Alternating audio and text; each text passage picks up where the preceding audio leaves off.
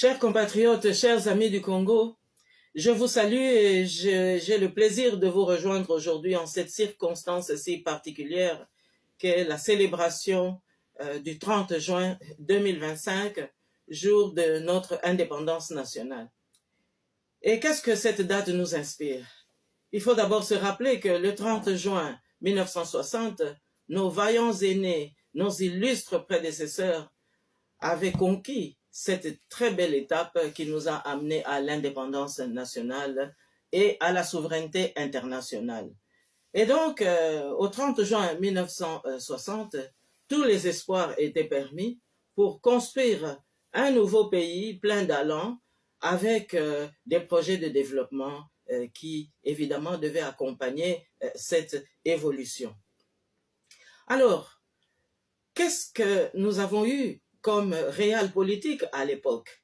Eh bien, vous n'ignorez pas que nous étions dans une adversité qui se conjuguait par la confrontation des deux blocs Est-Ouest. Nous avions donc le spectre du communisme qui était considéré comme les forces négatives, et vous aviez l'Ouest qui était incarné par la grande puissance américaine dirigée par le président John Fitzgerald Kennedy. Mais il faut surtout retenir que le 30 juin 1960 a été complété par deux résolutions des Nations Unies. Au 30 décembre 1960, il y a eu la résolution 1514 des Nations Unies qui consacrait la souveraineté non seulement politique de notre pays, y compris des autres pays devenus indépendants dans l'ensemble de l'Afrique, mais aussi la souveraineté pour la maîtrise de nos matières premières et de nos ressources naturelles.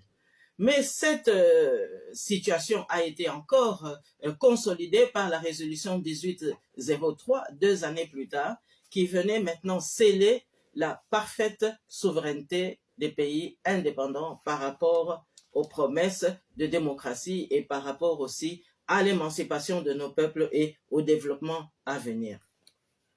Alors, cette adversité que nous avons eu à affronter nous a évidemment permis de mesurer aussi quelle était l'importance de notre pays, la République démocratique du Congo, sur l'échiquier mondial. Et donc, nous avons eu à cœur de pouvoir remplir ce rôle, mais évidemment, le pays était instabilisé à cause des rébellions, à cause des convoitises extérieures, mais qui ont finalement été jugulés puisque le Congo a pu recouvrer sa pleine intégrité territoriale à partir de 1963. Malheureusement, cette expérience a été de courte durée puisque le coup d'État de novembre 1965 perpétré par le lieutenant-colonel Joseph Désiré Mobutu a mis fin à toutes ces espérances. Mais cela étant, le Congo a évolué tant bien que mal et de décennie en décennie, nous nous retrouvons aujourd'hui, 65 ans après, à célébrer une indépendance qui en fait n'a pas du tout d'impact sur le plan national. Et ça fait quelques années que cette situation perdure alors que ce n'est pas du tout normal. C'est une date qui devrait consolider toutes les cohésions. C'est une date qui devrait rassembler toutes nos communautés. C'est une date qui devrait nous unir à l'unisson pour que nous puissions renaître de nos cendres et aller de l'avant. Malheureusement, aujourd'hui, nous avons affronté une nouvelle réelle politique, c'est-à-dire la guerre d'agression dont nous sommes victimes depuis plus de 30 ans, perpétrée par le Rwanda, l'Ouganda et, dans une certaine mesure, le Burundi. Évidemment, le spectre de cette déstabilisation a impacté toute notre vie nationale et depuis une trentaine d'années, nous subissons justement cette agression. Et pourtant, ça s'est consolidé par des millions de morts, mais aussi par des milliers de déplacés qui aujourd'hui ont perdu tout repère à l'intérieur de nos frontières. Et ce sont des situations qui ne sont pas normales. Tous les rapports des Nations Unies pointent du doigt le Rwanda comme chef orchestre de cette déstabilisation du Congo. Mais nous devons tout de suite dire ici que la communauté internationale s'est plutôt portée au secours du Rwanda pour organiser justement cette sous-traitance afin que le Congo soit maintenu dans l'impossibilité et dans l'incapacité de gérer son destin et son avenir.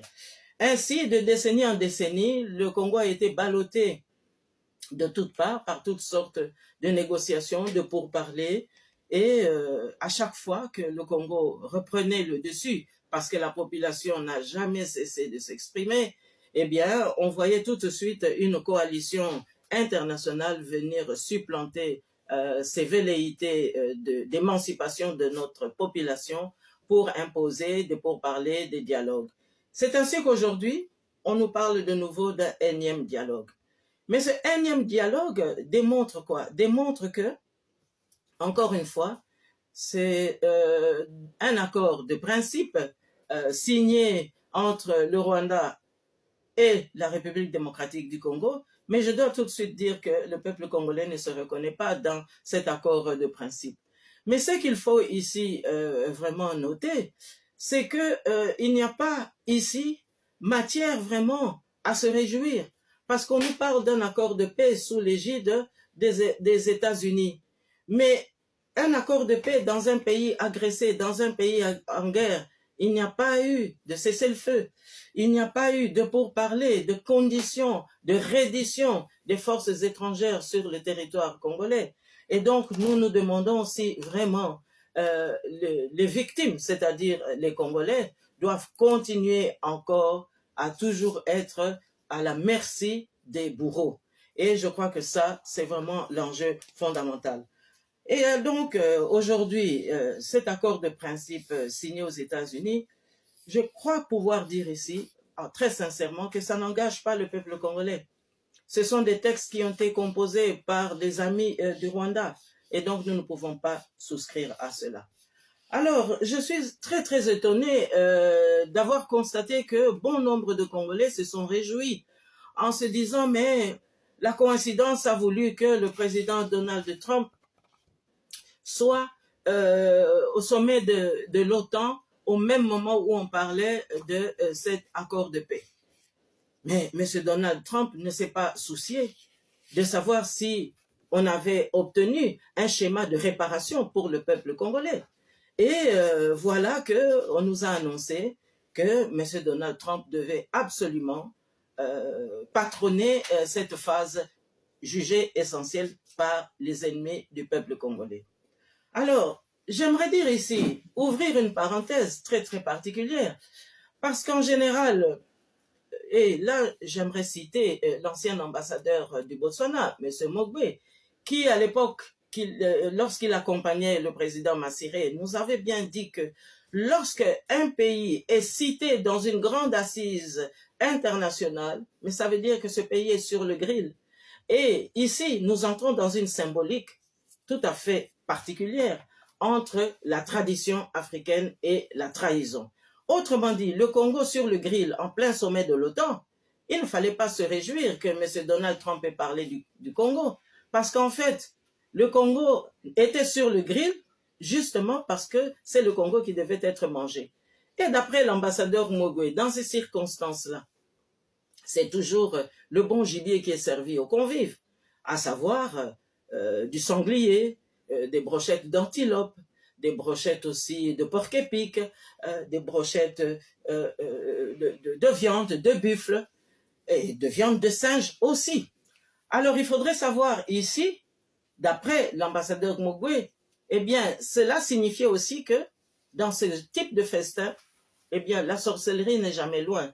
Donc il faudrait qu'on puisse, nous, Congolais, discerner qui a été l'envoûteur de cette manifestation, qui a dopé les convives et quelle brochette a-t-on servi au président américain Donald Trump, puisque après cette réunion de l'OTAN, nous avons vu M. Donald Trump se réjouir lui aussi de cet accord et de considérer que c'était une bonne étape, alors qu'en fait, il emboîtait le pas tout simplement aux démocrates qui avaient soutenu le Rwanda jusqu'ici et qui avaient creusé le sillon à travers lequel il devait absolument maintenir la mainmise sur le territoire congolais de manière à ce que ça puisse être pérennisé. Et nous avons vu aussi l'offensive de M. Biden avant de quitter la présidence, aller en Angola pour essayer un peu de colmater les brèches.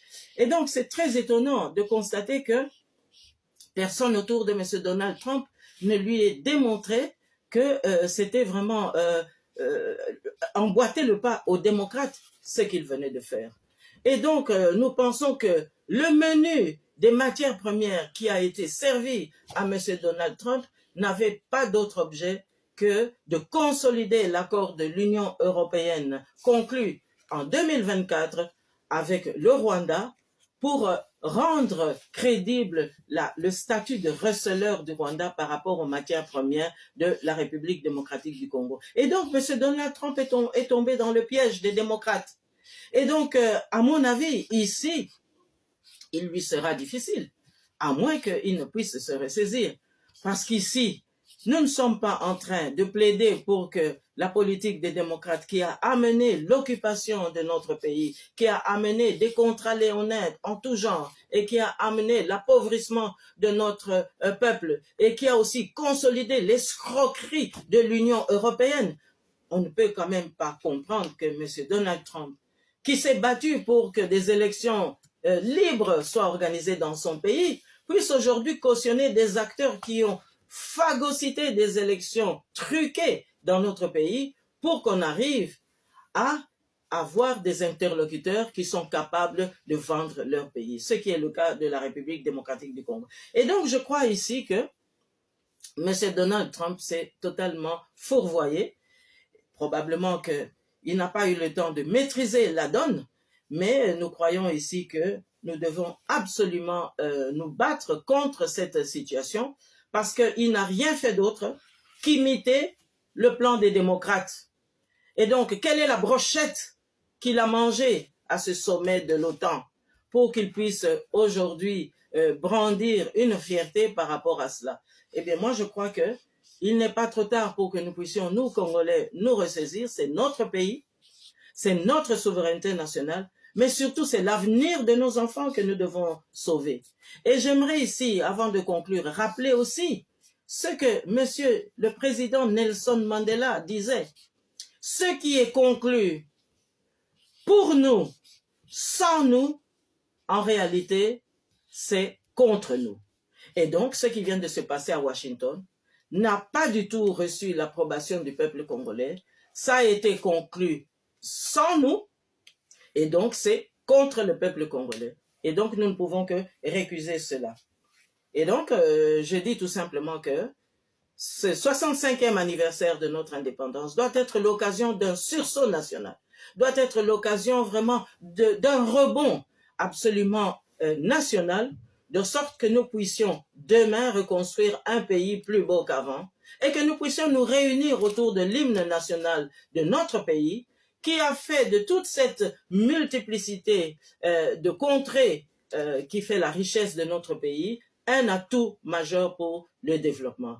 Alors, Mr. President, de grâce, nous croyons que le moment est venu de vous ressaisir, car il y va aussi de la sécurité du monde libre, puisque un Congo indépendant, un Congo maître de son destin, c'est la meilleure garantie pour assurer la liberté et l'émancipation des peuples épris de bonne volonté.